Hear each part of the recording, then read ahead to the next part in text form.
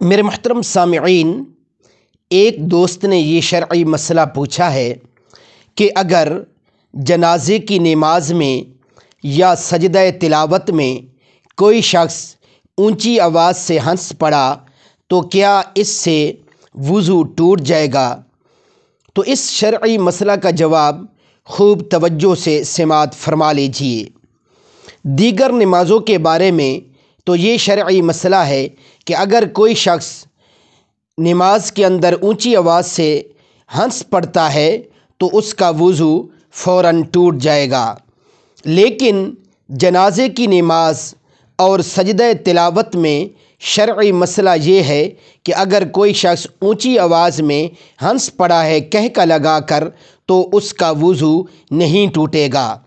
اللہ رب العزت ہمیں کامل طور پر شریعت کو سمجھنے کی اور پھر اس پر عمل کرنے کی توفیق عطا فرمائے۔